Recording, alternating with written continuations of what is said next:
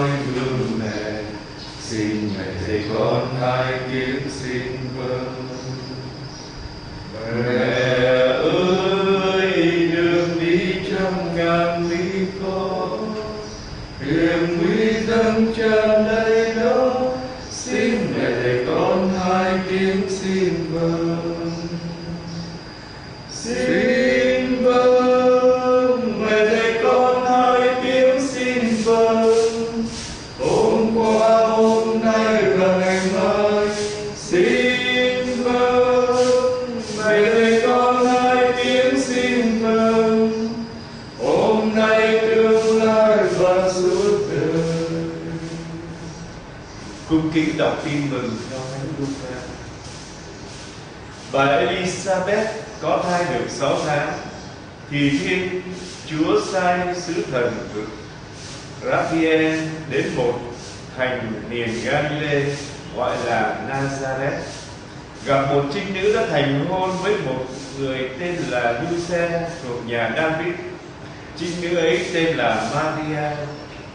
Sứ thần vào nhà trinh nữ và nói: Mừng vui lên, hỡi đấng đầy ân sủng, Đức Chúa ở cùng bà.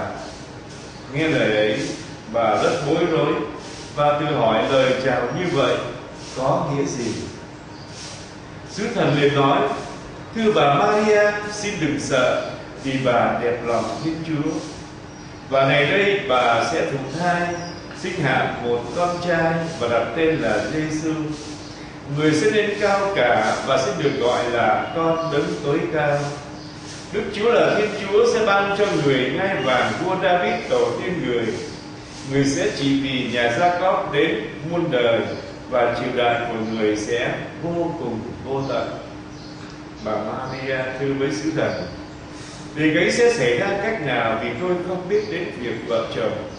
Sứ thần đáp: Thánh thần sẽ ngự xuống trên bà, và quyền năng đấng tối cao sẽ đập bóng trên bà. Vì thế, đấng thánh sắp sinh ra sẽ được gọi là con Thiên Chúa. Kìa bà Elizabeth, người họ hàng với bà, tuy già rồi mà cũng đang cưu mang một người con trai. Bà ấy vẫn bị mang tiếng là hiếm hoi, mà nay đã có thai được 6 tháng. Vì đối với Thiên Chúa không có gì là không thể làm được. Bấy giờ bà Maria nói: Vâng, tôi đây là nữ tỳ của Chúa, xin Chúa cứ làm cho tôi như lời sứ thần nói. Rồi sứ thần từ biệt ra đi. Đó là lời Chúa. Lời Chúa Kitô, ngợi khen Chúa.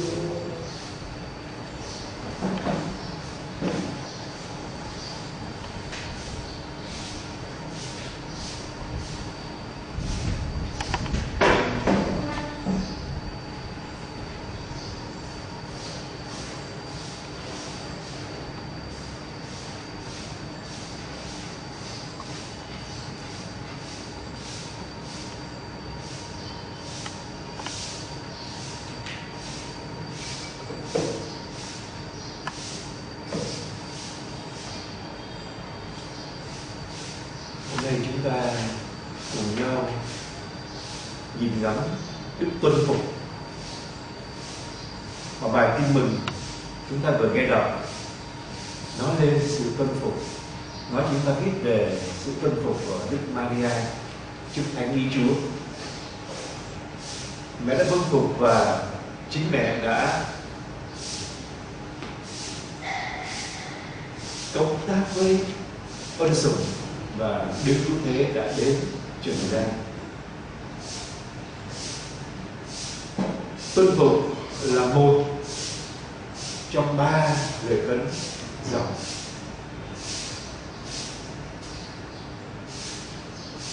Và chắc chắn là tuân phục phải tập luyện và phải có ơn Chúa. Đức Nhật Thuận trong cuốn Đường Hy Vọng này nói thế này: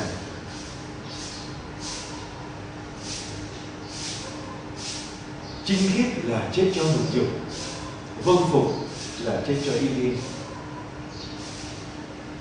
Và nhìn một tu sĩ vâng phục, người ta có thể lượng giá ít nhiều về mức độ thánh thiện của người đó. Chúng ta thường nói với nhau rằng có 3 mức độ tuân phục. Cách đây chúng ta được nghe tuân phục theo tình cảm, tuân phục theo lý trí và tuân phục theo đức tin. Nhưng trong dịp Cộng hòa hôm nay chúng ta được mở ra trong 3 mức độ tình cảm, lý trí, đức tin đó, nó mở ra 3 mức độ nữa của từng cái, tức là tuân phục theo tình cảm có cam lòng, bằng lòng hay là vui lòng, lý trí cũng vậy và đức tin như vậy, nên nhân lên nó sẽ có 9 mức độ của đức tuân phục. Và nếu xét theo cái mức độ tuân phục ở trong tư tưởng, trong lời nói, trong việc làm, nhân 3 đây là 27 mức độ của đức tuân phục. Nên nếu không được đồng hành, được dạy dỗ để tìm kiếm và yêu đến Chúa trên hết mọi sự, thì không thể nào chúng ta biết mình, biết Chúa được, để cho chúng ta trở nên đồng hình đồng dạng với Chúa Giêsu trong thần trí, linh hồn và thân xác chúng ta được. Người ta thuật lại rằng Thánh Teresa d'Avila huấn luyện tuân phục cho các tu sĩ. Chúng ta chưa có dịp may để được đọc về những cái huấn luyện của Thánh Teresa d'Avila, nhưng khi mà nghe thuật lại chuyện này, chúng ta biết được là mức độ là như vậy. Người ta thuật lại rằng là có một chị ở trong dòng đang khỏe mạnh, đang làm việc. Thánh Teresa đúng là bề trên rồi ạ. Thôi chị đau đầu, chị đi vô giường nằm đi, nghỉ đi. Chị vâng ra đi làm, lên giường nằm. Chị em hỏi, ủa chị làm sao chị lên giường nằm? Và em đâu, em biết đó, em đang khỏe mạnh là bề trên bảo em nghỉ, đau nghỉ, em nghỉ. Nằm được một lúc, Thánh Teresa tôi ra lại tới, bảo chị đau rồi chắc chị phải chắc lễ thôi, nó mới hết thôi. Thế là mời phải chắc lễ đó chắc. Em hỏi, ủa sao chị bệnh gì chắc lễ? Em không biết, em khỏe mạnh, bên trên bảo chắc lễ, em chắc lễ. Và người ta để kết như là những dòng máu chắc lễ trong sự tuân phục nó chảy ra những ý riêng mình, nếu mà còn có bên trong nó chảy ra. Chắc chắn là không phải ai cũng có thể được tập luyện các bề trên hay những người huấn luyện, chứ tùy từng mức độ của mình họ sẽ có bài tập cho mình để mình gì vâng phục ý Chúa vô điều kiện.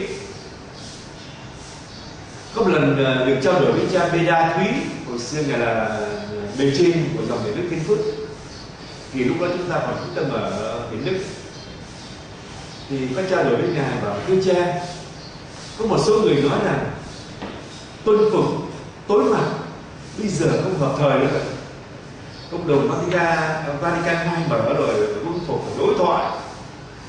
Nhưng thưa cha, theo con tuân phục đối thoại là tuân phục theo cấp độ tình cảm, hay là lên một chút lý trí. Còn tuân phục tối mặt hiểu tôi nghĩa là gì?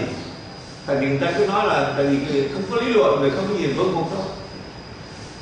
Người ta bảo chắc là không suy nghĩ hay là làm cho người khác ra có vẻ là mất giá trị. Nếu nói đúng cái từ đó ở trong một công thư đó là vâng phục thánh ý Chúa vô điều kiện. Một số người lại nói là không có tốt. Thì anh ấy nói với anh cha Beda, thưa cha, theo con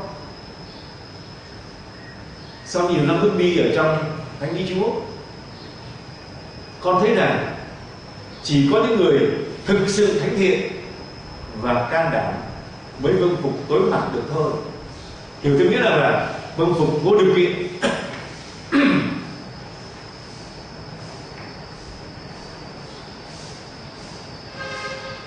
Và anh đưa ra một chứng là thưa cha đừng nói gì xa xôi. Ngay trời đây người ta là học vi tính. Để học vi tính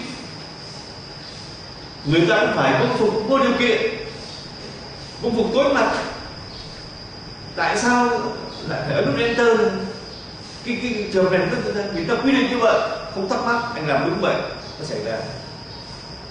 Tại sao cái này phải nút escape thoát này? Không thắc mắc, anh để làm đúng nó xảy ra. Nên để làm việc mà cao cấp là phải biết vi tính. Một văn phòng hồi xưa chưa có vi tính, người ta phải dùng 10 nhân viên để làm việc. Khi có vi tính rồi người ta chỉ dùng 2 nhân viên để làm thôi, mà việc vẫn nhẹ nhàng hơn. Nên để làm việc cao cấp người ta phải có một tối mặt, không thắc mắc. Vì những cái lệnh những gì đó được các nhà khoa học, các chuyên viên vi tính họ lập trình biết rồi, không đến phiên lý luận. Nói về cái cha nhìn cha cười, cha cười rồi.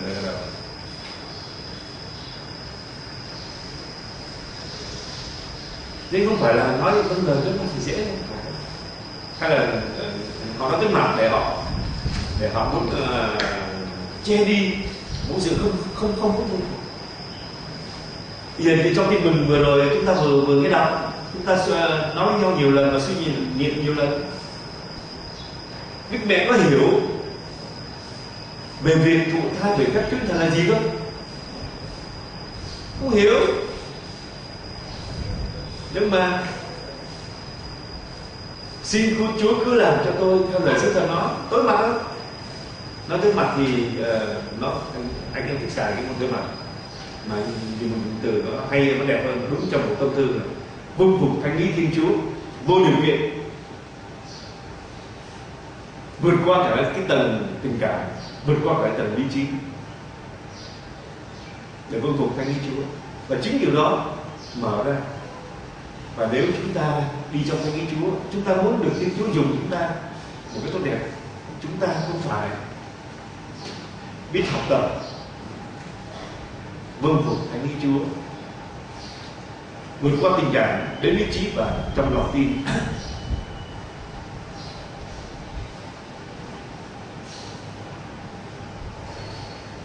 Lời khuyên của ông tuân phục nó chính được cái tính mà mê danh vọng.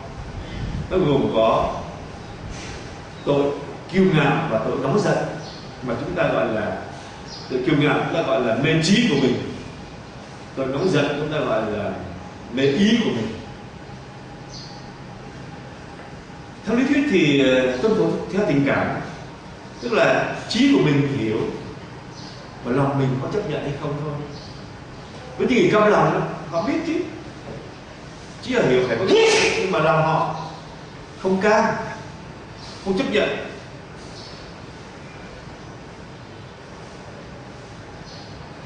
Thí dụ như là một thầy giỏi giang, bề trên truyền cho anh một hát một ca đoàn mà anh không có cảm tình đâu, vì người ta không có tôn trọng anh, biết lý do gì là không tôn trọng anh. Thầy cam lòng tuân phục bề trên ra tập hát cho ca đoàn, chỉ hiểu phải đúng lời nhưng mà lòng không cam. Rồi cái mức độ mà tuân phục theo tình cảm ở một mức độ bằng lòng. Ví dụ cũng cái chi tiêu ở trên, ông thầy giỏi nhạc, người bên trên truyền anh tập hát một ca đoàn mà có thiện cảm, tôn trọng anh này vâng phục bằng lòng gần tập hát. Còn cấp độ vui lòng là gì? Là bất điều thuyết phục nhưng mà rất vui lòng để mà vâng phục.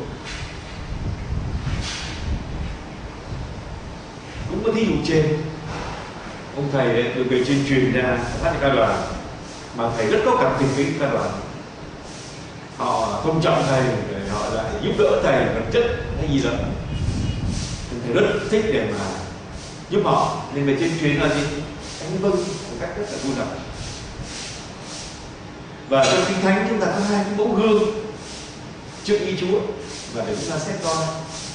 Anh với em thử xét coi, nhiều khi chúng ta là cái này mà phải cái kia. Hai mẫu gương là của ông Zakaria và mẹ Maria. Ông Zakaria và bà Isabel cả hai đều ở trong Luca chương 1 câu 7 nói là họ lại không có con vì bà Elizabeth là người hiếm hoi và là cả hai đều đã cao niên. Hai bà cầu nguyện bây giờ chấp nhận cái tình trạng mà hiếm hoi của mình, vâng ý Chúa muốn của mình mà cam lòng. Còn trong phòng vụ trong lễ ngày 21 tháng 11 chúng ta được biết rằng có lễ Đức Mẹ Dâng Bình của đền thờ, thì tiếp theo mà truyền thống là theo những cái tập trong thân tôi hiện nói về cuộc đời Đức Mẹ, nói là Đức Mẹ khoảng 30 tuổi, Thánh Joachim và Thánh Anna dâng Đức Mẹ vào đền thờ. Đức Mẹ thích không? Thích. Đức Mẹ vui lòng với việc dự kiến của Thánh Joachim và Thánh Anna.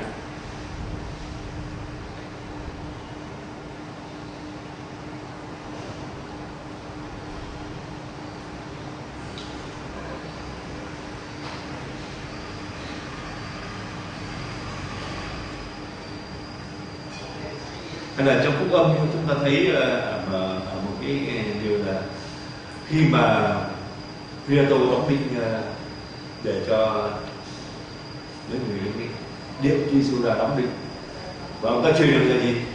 Viết cái bảng người này là vua dân Do Thái. Mấy thượng tế nhìn về rất là khó chịu.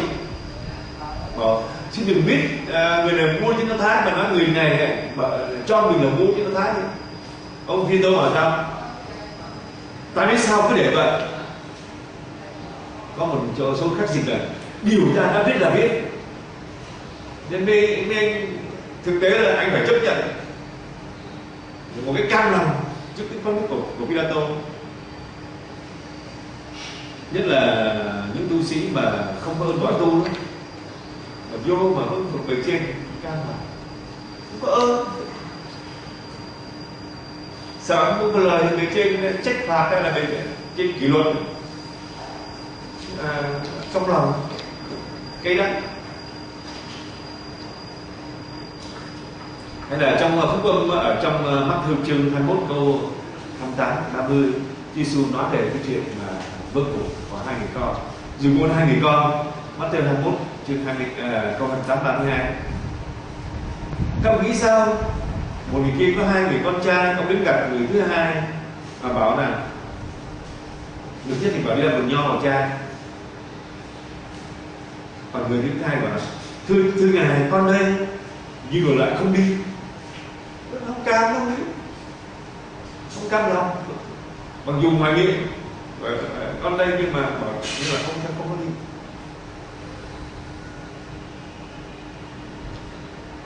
Và vui lòng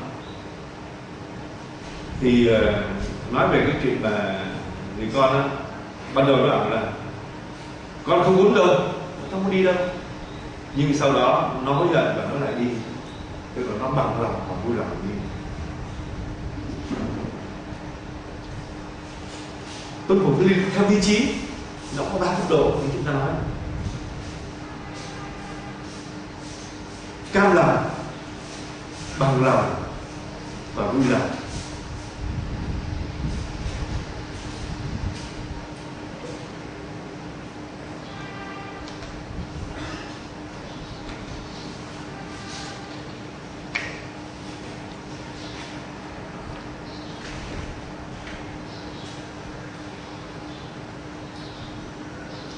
Ở trong tin mừng Luca chương 5 câu 4 câu 5 có nói chúng ta nghe thấy Đức Giêsu và 4 đệ đầu tiên giảng xong, người bảo ông Simon chỉ ra chỗ nước sâu mà thả lưới bắt cá. Ông Simon đáp: thưa thầy, chúng tôi vất vả suốt đêm mà không bắt được gì cả, nhưng vâng lời thầy tôi sẽ thả lưới.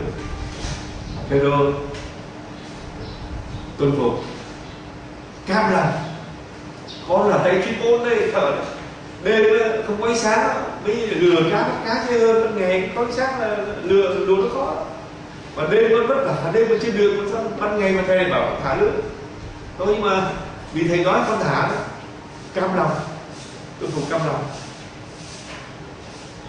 Rồi trong mức độ mà tuân phục mà ở trong lý trí bằng lòng là gì? Lý chấp nhận, hiểu chút ít.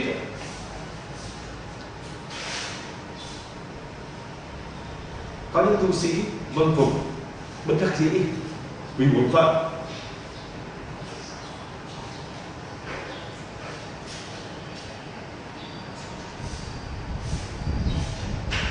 sau khi mà bắt được cái cá ra lưng, chất đầy nặng quá phải gọi truyền đạt tới, chất đầy hai người. Cái đồ sắp bình thường, lệnh thầy xin tránh xa con vì con là người tội lỗi. Ở trong Luca chương 5 câu 8 câu 9. Thấy vậy ông Simon Phêrô sấp mặt dưới chân Đức Giêsu và nói: lạy Chúa, xin tránh xa con vì con là kẻ tội lỗi. Và vậy thế mẻ cá vừa bắt được, ông Simon và tất cả những có mặt đều kinh ngạc. Thấy vậy là phải ngạc nhiên và thế này mình phải tuân phục thôi. Nhưng mà đi còn Chúa Giêsu đi xa hơn nữa. Chúa Giêsu sau khi đất bảo đừng có lo, rồi con sẽ có một đời hồi xưa thì con sẽ là kẻ lớn người ta, mà mình mới bảo con là chinh phục người ta. Và hai con ông Zebede là Giacôbê và Gioan, bạn trai của ông Simon cũng kinh ngạc như vậy. Bây giờ Đức Giêsu bảo ông Simon đừng sợ, từ nay anh sẽ là người thu phục người ta. Thế là họ đưa thuyền vào bờ rồi bỏ hết mọi sự mà theo đuổi. Luca chương 5 câu 10 câu 11.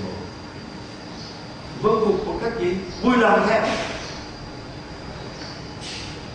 Trong 12 tông đồ 11 vị thì đã có, đều có gia đình thì có mỗi ông Gioan là con độc thân, để vợ ở nhà mà đi theo ông Giêsu lang thang, ông thầy Giêsu lang thang là phải có một niềm tin lắm. Và như chúng ta thường nói với nhau là Đức Mẹ, hôm nay chúng ta đọc cái bài của mình, chúng ta lặp lại với nhau để cùng nhìn, để chúng ta thấy. Bởi vì bài mà xin vâng ta hát quen và hát rất là hào hứng, nhưng mà thực tế thì không phải cái chuyện mà để vâng phục không dễ dàng chứ.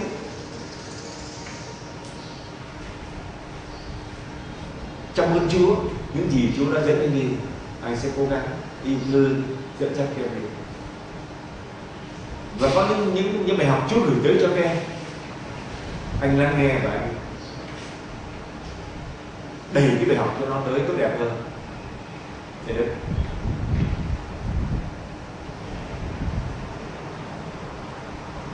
Lần nữa là đừng chỉ nghe.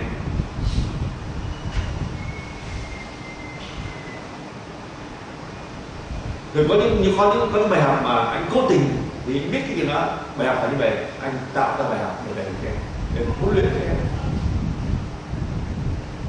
Mà nếu các em mà không được huấn luyện để mà bước đi trong thánh ý Chúa, các em làm việc không thành công, có khi làm hư đi một chương trình của Chúa, cản trở.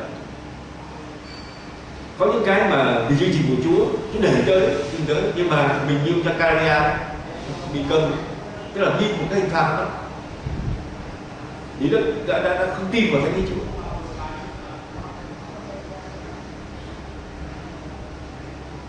Mình nghĩ được như thế này,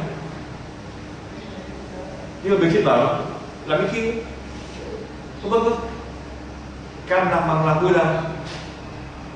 Vừa rồi có bài học đó, thầy Châu xin cho một thầy Đức và thầy Liên để chung đi đạo phụ cửa tổng nghi thức, mà khi chung đi tập rồi về cái trực bảo một cái gì đó mà thôi chung mai không có phụ con trai nữa. Thì anh Châu là anh Trung bảo như vậy thì cho đi được gì, làm bằng rồi mình luôn luôn mình uống theo cái điều nào bên trên người ta đang dùng cái bài học để mà cầm lên đi, và đa số người bé đều là cam lòng may được bằng lòng, và tiền bạc nào tiền nào của nó thôi. Mình tin ở trong độ tình cảm ơn được đến chỉ có độ vừa nhỏ, mình tin đến độ ý chí ơn nhiều hơn, mình tin đến độ tin ơn nhiều hơn nữa. Nên anh rất là sắp xếp mạnh mẽ là nếu không giúp các em bước đi trong thánh ý Chúa, trong tuân phục thánh ý Chúa một cách vô điều kiện mức độ cao, các em không thành công. Và thực sự nếu mà sau này nữa anh vẫn còn làm để trên hướng dẫn, không dám lại trao cho anh những người mà chỉ vâng phục tình cảm, những cái công trình lớn, việc lớn. Vì sao nó thích ta làm vâng phục theo mà bề trên mà biết điều anh ta thì ta vâng phục, bề trên mà không biết điều ta lại chẳng ngắt ra làm lưng chừng, không sai đâu. Nên là anh mà chỉ vâng phục theo tầm lý trí thôi, cái gì ta hiểu ta vâng, ta hiểu ta vâng. Người ta là bề trên, người ta đứng ở trên độ cao, người ta nhìn được xa hơn mình. Như em thấy ở trong một mùa em từng coi một phim về chiến đấu, có vị tướng thường là có ống nhòm mò nhìn được một cây số, nếu mà có tốt là nhìn được 3 cây số thường. Mình nhìn được 500 mét là thấy nó mờ, là mình thấy cái đó, nhưng mà có nhìn rất rõ. Nhưng mình cứ đòi về trên phải làm những ý của mình người nào hợp lý không? Nếu các em tập được chuyện này, sau này thì các em sẽ phải đi vào cái sứ mạng riêng của mình. Các em cứ làm theo cảm tính, thích các em làm, hợp các em làm, và nhiều chương trình của Chúa thì các em nhìn đi các em mà làm học. Thì có những chương trình mà của Chúa đó, mình chí mình cũng tới, không suy tới, nhưng mà mình biết được điều đó là điều Chúa mình phải làm. Vì chỉ khi làm như vậy mới đem lại bình an và niềm vui cho chính mình, và đem ân sủng cho mình và cho những người xung quanh mình hay những người ở dưới quanh mình.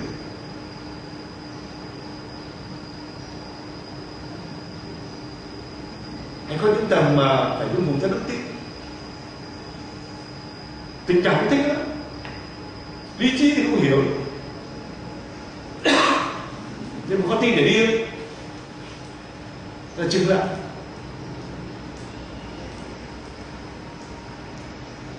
Đức Maria đã vui lòng đón nhận lời truyền tin của Thiên thần Gabriel và mở ra cho mẹ gì được Thiên Chúa đến ở với mình trong cung lòng, đem ơn cứu độ cho nhân loại. Zachariah thắc mắc để từ chối, tôi già rồi làm sao đó kia nữa.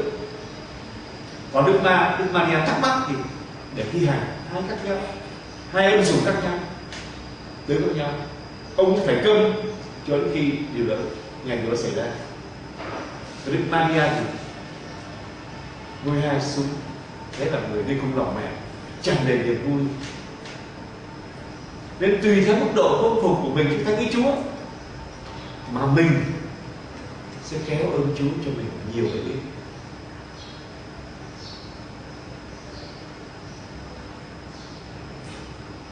Có nhiều người bảo tại sao thầy phải công phục vậy? Thế về trên đấy ông này có vẻ là thầy có bằng tiến sĩ như vậy, hay là cha bằng tiến sĩ, ông thầy ông về trên đâu có bằng tiến sĩ đâu.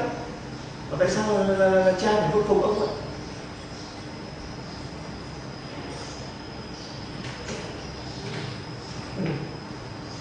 Cha đâu có giúp hơn đâu, ông cha bề trên đâu. Nó chẳng phải phục ông vậy.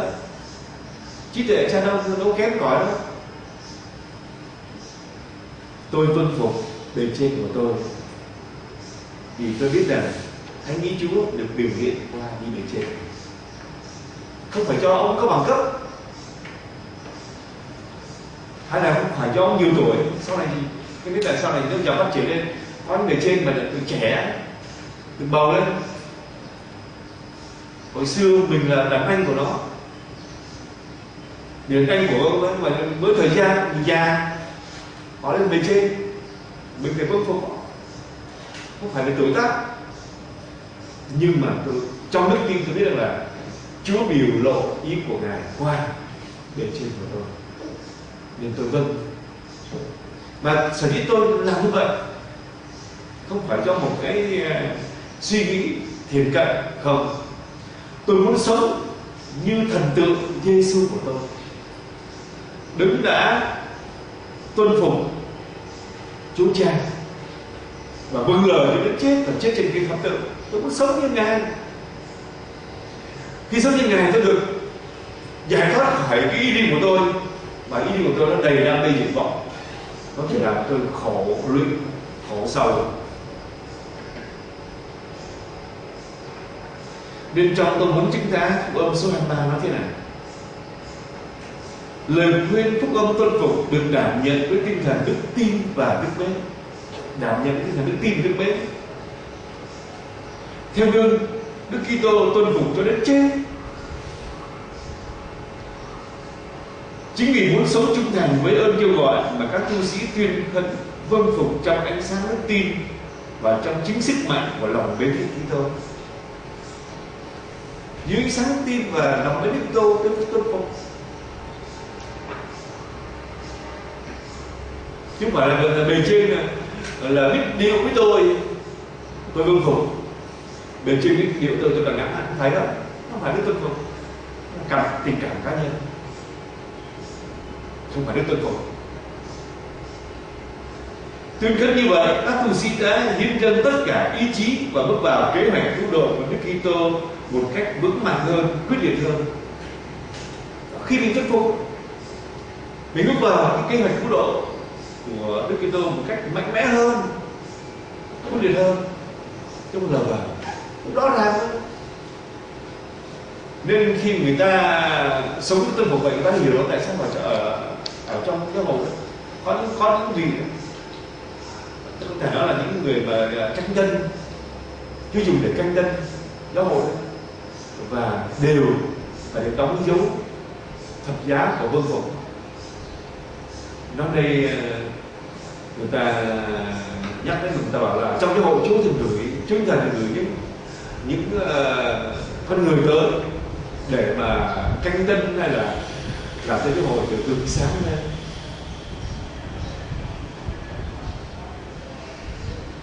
Những người canh tân chân chính và những người canh tân giả hiện. Có một lần có một linh mục nhìn có công chung những người canh tân mà giả hiệu, họ cũng có những tư tưởng mới, có những cái sáng kiến mới, tư tưởng tân học mới. Nhưng khi được tòa thánh kiểm tra lại, test lại, mà thường kiểm tra cái gì? Ngưng chức vụ đó là không được làm gì nữa. Anh không tuân phục, không nghe, cứ làm. Còn những nhà mà canh tân chân chính là gì? Khi mà được giáo hội test lại, vâng phục và vâng phục. Nói những này thì nói nhớ cha Taylor Sudan, ngài là nhà cổ sinh vật học. Đó là thuyết tiến hóa đang là một điểm nóng ở trong giáo hội. Ngài cũng bảo là ở trong ngài viết được những bộ sách bảo là con người cũng được là tiến hóa, nhưng mà cái trung tâm đó là Đức Kitô. Còn mấy anh tiến hóa ngoài là tự nhiên nó vậy, còn ngài bảo trung tâm của tiến hóa này là Đức Kitô, để quy về Đức Kitô. Lưỡi hội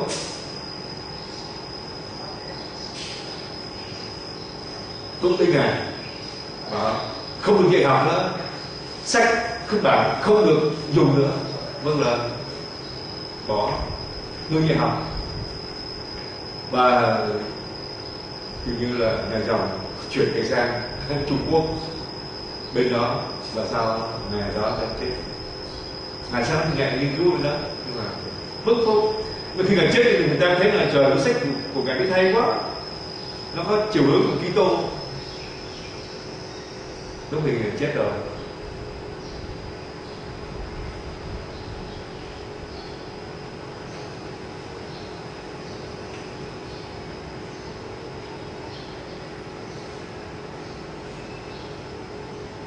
Nên khi mà tu rằng hay là trong tu đoàn hay tu hộ đời như vậy, đó là Thánh Ý Chúa được điều hiện qua bề trên của chúng ta. Người ta có hỏi là vậy bây giờ chúng ta tự tìm Thánh Ý Chúa có cách gì của mình được không? Không cần qua bề trên thì khó khăn. Em lần đầu nhìn qua cái cách của thầy Thùng cũng được, hay là có người theo cái kiểu mà của các tông đồ ở tôi chọn ông Matthia trong công vụ chương 1 câu 15 câu 26, ông bắt thăm xe để bắt thăm, cầu nguyện cho bắt thăm. Một số người cũng theo kiểu đó, không biết có nên bắt thăm. Các tông đồ này có đoàn sủng thánh thần khác, còn chúng ta có thì làm gì? Và nếu ai có vấn đề gì thì cũng mang bắt thăm thì sao? Nhà dòng là nước mắm này, mỗi người là thay riêng của mình, để trên chẳng điều khiển ai. Tôi đã tìm ý Chúa, tôi bắt thăm là không phải như vậy. Nhà dòng ra lộn xộn đấy.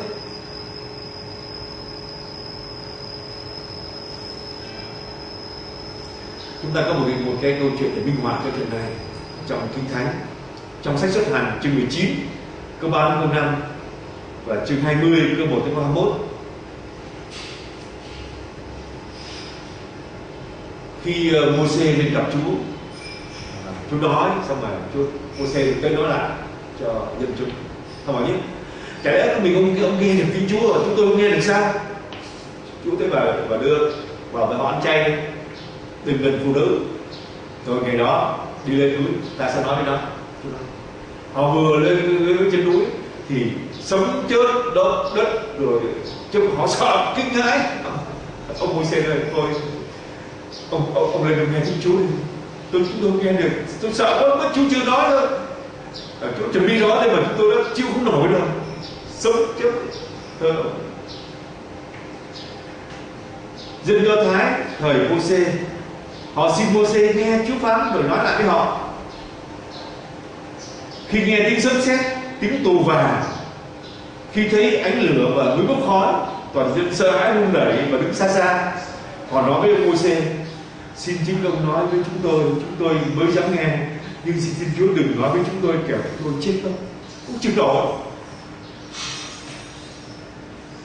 Vậy mà nhiều lần ở trong cuộc sống phản đối Môi-se.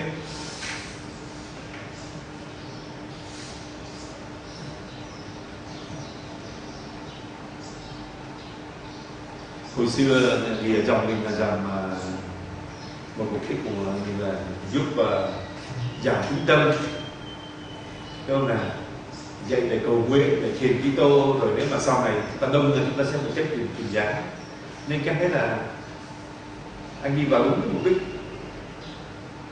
dạy các em cách về giảng, đọc lời Chúa, suy niệm lời Chúa, giảng, nói lời Chúa cho người khác. Và trong những năm trước, khi tính tâm cho giáo dân, anh có thấy anh là làm 3 tháng được cho tập giảng. Và trước khi tập giảng thì Sương Mai đã được gợi ý rồi anh làm xong được bề trên hay là hoặc là anh Châu đọc qua xét lại có gì thì trả lời. Anh nghe anh giảng thế là người ta trời ơi, thầy giảng hay quá, thầy cho con xin cái bài nó về con học tập, anh khoái quá, giờ mình con làm. Rồi sau này trên nói không nghe, cứ làm đi mình, tôi ra khỏi giảng.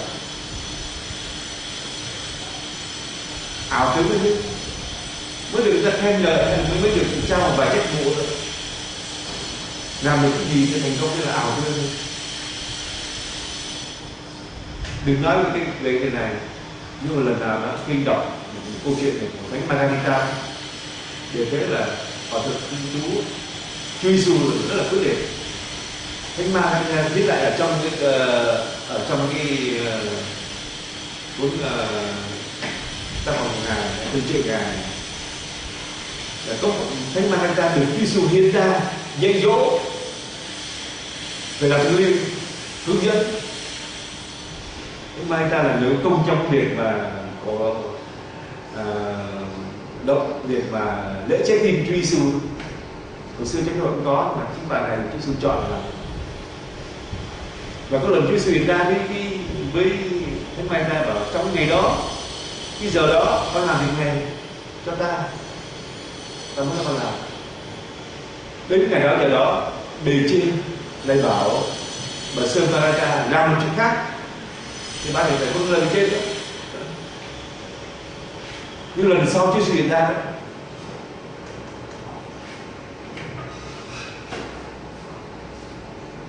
lần sau Chúa Giêsu hiện ra đó, bài hỏi Chúa Giêsu lạy Chúa của cái ngày giờ đó, Chúa bảo con làm việc này, bề trên của con làm việc kia, để con biết vâng lời ai hơn. Chúa Giêsu trả lời con hãy vâng lời bề trên của con, ta đặt quyền bính ta lên bề trên.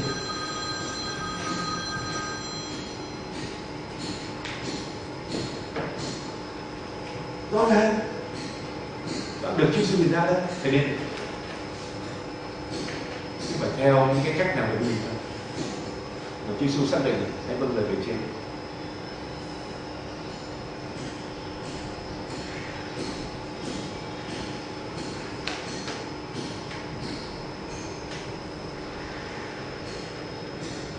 Và khi mình vâng lời bề trên như vậy, thì chúng ta sẽ mà nói về cái chuyện mà vâng bề trên hay là chiều đến phân nói về cái là cái bề trên là con người, cũng là con người thôi, đâu có phải là toàn biết gì, đâu phải trên sai đâu. Mình vâng lời trên rồi đi sai à?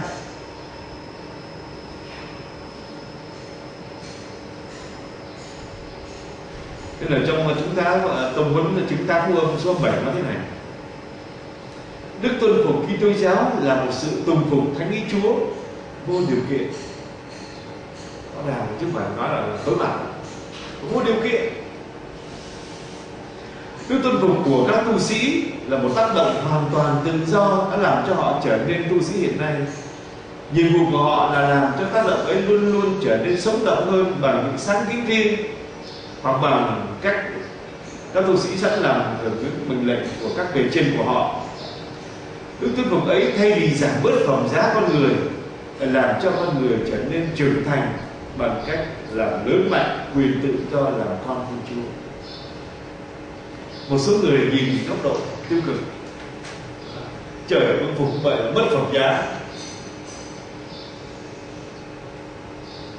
Buổi trưa cách đến mấy năm đọc tức là có bài viết là đó mai vàng là muộn, biết của châu đưa cho cái hành đi ra.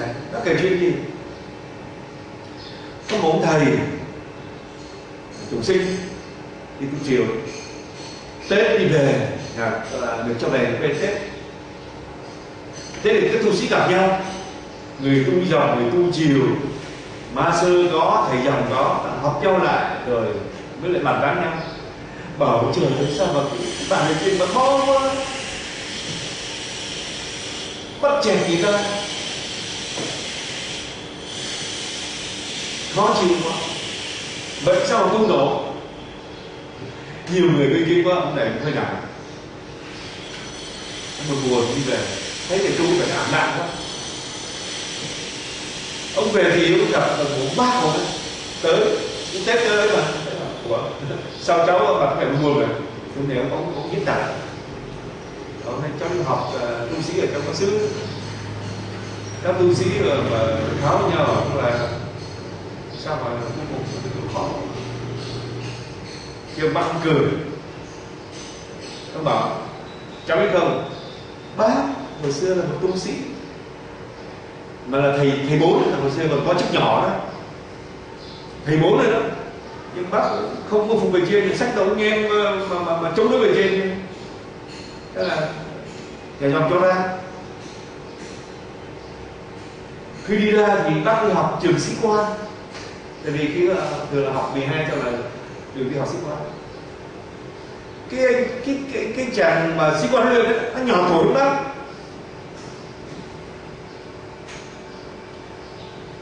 Nó chỉ đi ớt là cái gì đây? Ông bảo đây là ớt. Nó lên vào tông nó quýnh vào ông. Đây là chuối. Hỏi ra cái gì đây? Ông vừa chuối à? Ăn đi. Bắt đầu ăn ớt rồi bảo chuối. Vừa ăn chảy nước mắt. Nhớ lại cho nhà giàu mình cái vâng phục phản đối về trên, mới nghe hơi khó chịu bản thân. Rồi sau một dịp khác nó chỉ đi đống gạch, đống gạch nào cái gì đây? Đống gạch nó lấy cái thang vào một người không? Đây là nệm. Hỏi lại cái gì đây? Nệm. Nên mà xách gối đầu của nệm đi. Gối đâu không phải ngủ. Ông bảo là vì ông nhát đòn nên ông phải vâng. Và nó tập trung gì vâng phục. Đây một bản đơn chúng thấy là vâng phục tập như vậy có vô lý không? Nhưng mà sau này ông bảo là chính những điều đó ông nhát đòn mà ông tập phải vâng ông lý luận mà giúp ông thoát chết nhiều lần. Sau này ông ấy ra trường, ông làm thiếu úy rồi lên đại úy gì đó. Ông làm đại đội trưởng, ông dắt cả trăm người đi. Thì ông nói là khi ông dẫn cả đại đội ấy, đi tới một chỗ thì tới một cái vườn cà phê ấy, thì vô nấp là hay rồi. Ông bảo là để ngồi trong cái cà phê nấp để che, vừa là mát vừa che. Vừa được mấy phút nữa thì ông được điện thoại bảo anh lập tức mang con của anh ra chỗ trống ngay. Thế là bảo đi ra chỗ trống. Nhiều đứa làm bầm nhưng mà phải không lời đâu, trong lính là không có chuyện mà anh cãi lại. Nên đi ra khoảng ông bảo là 50 phút sau đó, cái chỗ mà cái vườn cà phê bị câu, bị mà pháo kích tan nát luôn, mọi người đều trắng mắt luôn. Thì ra như thế này, ở trong hồi xưa lính của Việt Nam, ông ấy cũng Việt Nam Cộng Hòa, trong lính Việt Nam Cộng Hòa có những thằng gián điệp, có tên gián điệp của Việt Cộng mình, nên nó báo cho cái anh biết là tụi nó đang ở trong vườn, ở trong cái vườn cà phê này. Nhưng mà trong cái chỗ Việt Cộng thì cũng có gián điệp của cái bên Việt Nam Cộng Hòa. Thằng này nó ra định pháo thì thằng này nó báo về rồi, không biết cái đó nào nó sắp bị pháo rồi. Thế là kia nó bảo là anh phải chờ. Vâng lời rời ra thế là gì? Thoát chết. Không thắc mắc. Không thắc mắc. Trời ơi dưới nắng như vậy mà vô cà phê này nó mát cái này. Lần chừng thì sao? Thì chết. Một câu chuyện. Và ông ta kết luận với cháu này. Cháu là càm ràm và khó chịu, nó là tính chất của những đứa chưa trưởng thành. Còn người trưởng thành ấy, họ biết tuân thủ một cách quyết liệt rõ ràng. Ông bảo cháu đừng có tưởng nhá, không phải bác đi lính mà bác phải tuân phục cái chuyện đâu. Bác lấy vợ, bác có con, đang xem tivi hay, con bảo ba ơi con muốn đi cầu, thế là phải vội dậy lấy bô cho nó. Vì không bô nó mà đi ra nhà thì lại càng phải dọn, càng tốn thời giờ hơn, lâu hơn. Ông muốn nói về ở trong cuộc sống, đừng có mơ được là mình không phải có những liên hệ mà phải tốt thôi. Sau khi mà ông này chia sẻ và ông ấy khuyên bảo thời gian, ông thầy vui vẻ lên. Và lúc trong khi ông bác về rồi, ông ra nhìn cái mai có một đóa hoa vàng, một cái mai mặc dù là đã mấy ngày sau rồi nó nở ra, mà thưởng thức được một đóa hoa vàng mai vàng là một. Nên chỉ có người trưởng thành mới vâng phục, chỉ có những người mà thánh thiện thực sự, không phải thánh thiện giả vờ đâu, mới có thể vâng phục Thánh nghi Thiên Chúa một cách vô điều kiện như Đức Maria trong Tin Mừng chúng ta vừa nghe. Thánh thiện thực sự vâng phục được không? Zechariah vâng phục được không? Không vâng phục được. Buổi chiều thì chúng ta sẽ nói về vâng phục là sâu là gì? Bề trên chỉ là một bài tập thôi, để sau này khi chúng ta đi vào sứ vụ, bây giờ không có bề trên trao, nên là chúng ta phải tư cầu nguyện và y Chúa một gì để chúng ta lòng chúng ta sẵn sàng mở ra cho ánh sáng của Thiên Chúa dẫn ra trở lại.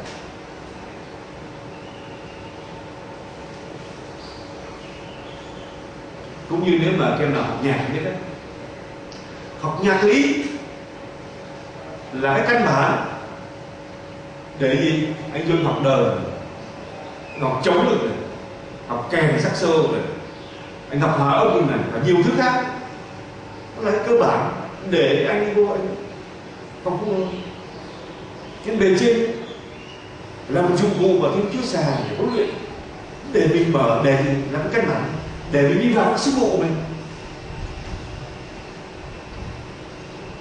Đi vô chỗ này có nên vô không? Có nên làm không?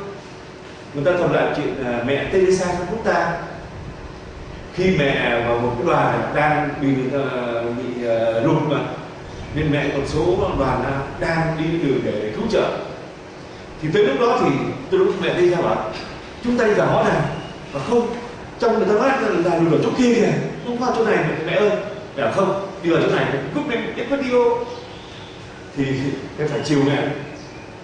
Mà đi vô này thấy một số người kẻ trong cái đám lũ ở đó, họ làm gì? Con soi sáng đấy. Nhưng mà chắc chắn là để mẹ Teresa Calcutta nhận được dấu chỉ đó, mẹ đã dám can đảm học tập được nhiều ở trong dòng của mẹ hay là như Chúa An. Mọi người phản đối, nhưng mà mẹ thấy thúc đẩy vô này là mẹ đi vào. Còn nếu chiều đi ở đi chỗ kia là mà lại có vẻ không gặp người bị mắc nạn, nhưng mẹ đi vào cái chỗ đó đại khái như thế này kia. Nên khi nếu mà các em có khao khát để được Chúa dùng mình một cách mà rộng rãi mà thành công thôi. Còn nếu chúng ta chỉ vâng lời theo tình cảm thôi, chúng ta không thành công. Nên mức độ nào là chúng ta gãy, chúng ta ngã và gãy đấy, không đủ mức độ để mà đi vào chương trình của Chúa.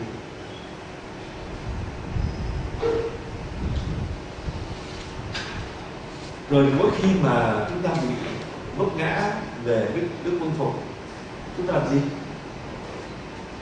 Sau này cái học cái điều này, sau này cái nó chỉ dạy cho những anh em mà luôn luôn gì sám hối, cầu nguyện và quyết tâm. Không phải là khi mình bị đốt vâng phục cái để tối rồi mình đi sám hối không.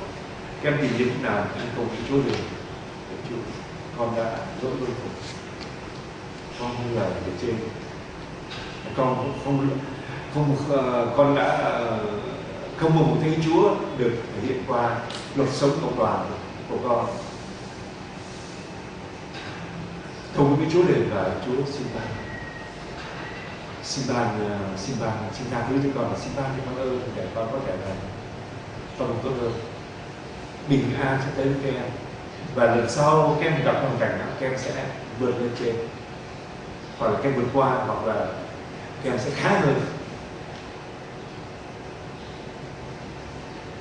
Nhiều người mà cứ vấp phạm rồi cứ không có cầu nguyện, nó sẽ ngại vấp, mà cái vấp sau nó nặng vấp chứ, nhiều quá cái là thất vọng.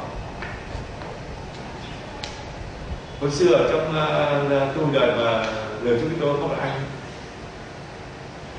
lúc kia cho anh dạ vâng, không nghe bài học tới, bài học sau cũng lại không thuộc bài, ngắn ngơ, bài học sau mạnh gấp đôi, bài học sau mạnh gấp ba, bưng, thế là cứ vui luôn. không đủ sức, không có cầu nguyện sâu.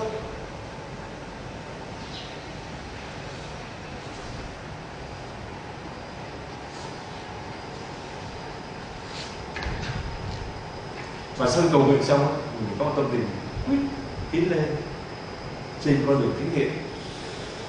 Xin con được, xin mẹ dạy con đúng như bài hát, dạy con tiếng xin vâng, xin cho con được để con đi vâng, để con gì con nên trở nên giống Đức Chúa Kitô hơn. Con của mẹ đứng con như vậy.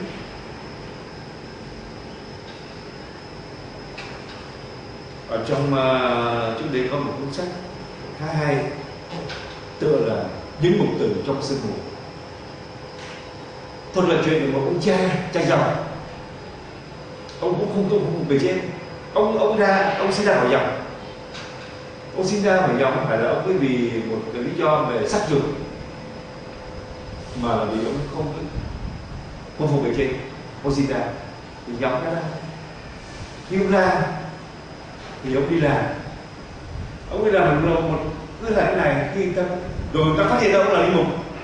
Khi ông là linh mục thì người ta có vẻ là không ưa, hay là thấy ngày xưa linh mục mình đâu mình học giảng dạy rồi là ít tích đâu quen làm lao động đâu, nên mình làm sao thua những thằng khác nó chuyên nó lao động, nên cứ làm được thời gian nó phát hiện ra là ông lại chuyển. Cuối cùng gì thất nghiệp, xin việc lương. Mà chúng ta biết là bên Mỹ thất nghiệp là gì? Đau khổ.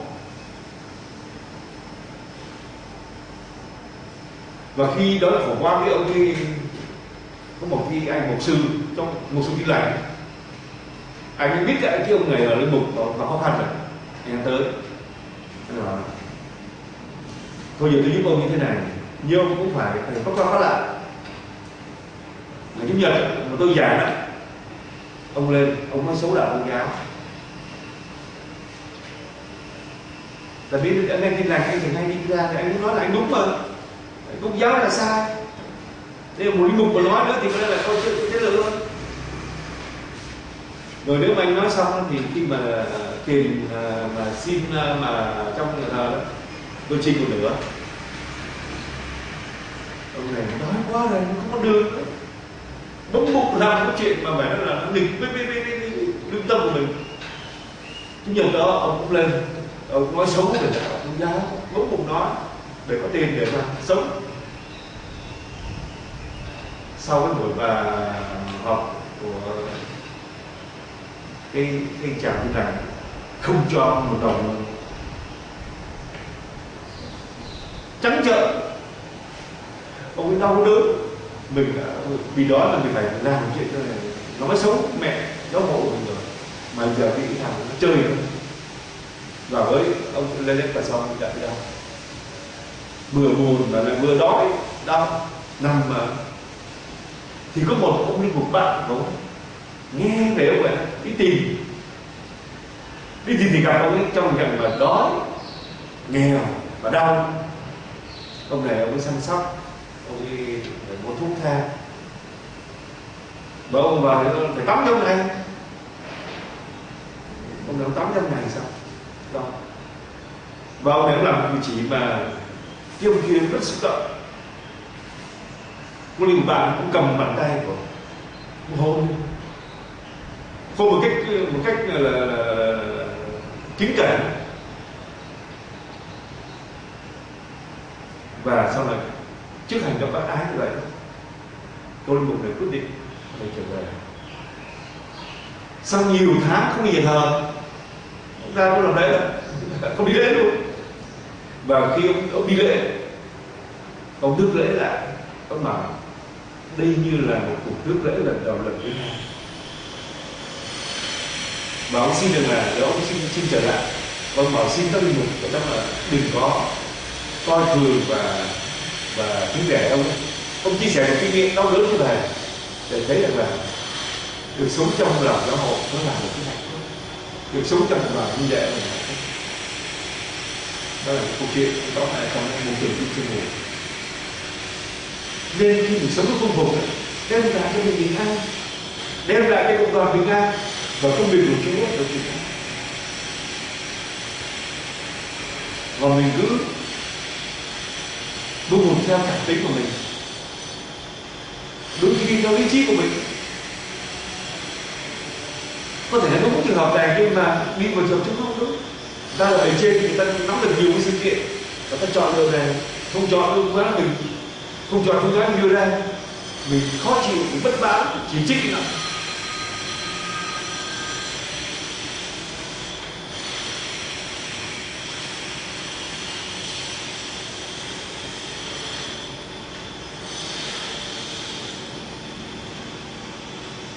Thì trong hình lặng đi đây trong hình lặng,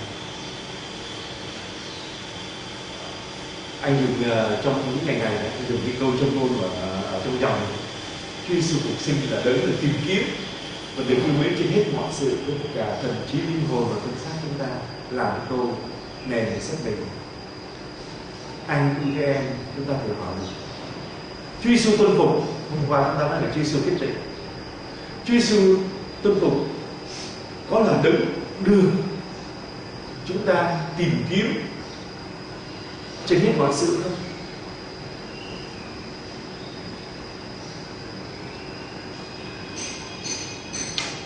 Điều này nhận thấy là dù chúng ta thấy một điều khó tuân phục rồi đó, hãy nhìn đến thập giá.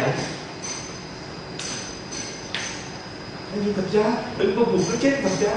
Mình muốn giống như Ngài, mình cứ chấp nhận sống như Ngài thôi. Có những cái chúng ta hiểu hết. Chúa Kitô tuân phục có phải là đấng được chúng ta yêu mến không? Hết mọi sự ở trong kinh nguyện và trong chính đời sống tu trì. Lúc nào cũng khó tuân phục, nhìn lên thập giá, đừng có tuân phục ta khác thì chúng ta. Nên năm rồi ở trong một cái buổi trung tâm anh có làm vài câu thơ về ta có nên không khi xin vâng, người đời cho vậy là tân tân, nô lệ cái tôi tự do ảo, còn ta dân Chúa tình xin vâng. Mình cứ tưởng là mình làm cái riêng mình là ngon lành, nhưng mà nó tự do ảo, không giúp chúng ta đạt ơn cứu độ, không giúp bình an niềm vui tràn ngập vào lòng trí chúng ta. Khi chúng ta vâng phục theo ý Chúa, bình an niềm vui luôn luôn tràn ngập vào lòng trí chúng ta. Còn khi chúng ta mà làm thế với mình, tự do ảo và lợn quạng, nói cái kiểu mà vì nét là có tin mừng, lúc qua cũng là ăn cắp heo, giống như được con phun phá, làm thấy cái điều đó. Ban đầu thì có vẻ là vui vẻ, xả láng, ngon lành lắm, nhưng sau thì đi chăn heo, muốn ăn đồ heo ăn không được. Nên mà những người mà tên là đi làm ngược theo ý Chúa, muốn được mình trước sau thì ăn cắp heo, nghĩa là gì? Trong cảnh giờ khóc giờ cười, cười không được, khóc không xong, cho khi là cuối cùng quay trở lại sống thanh với Chúa. Đó là lối thoát của mình. Xin Chúa Giêsu yêu thương ban chúng ta những thần của Ngài, để chúng ta có đủ sức mạnh, tình yêu, tự chủ của đời mình. Chúng ta đi vào trong Thiên Chúa tất cả bình an và niềm vui.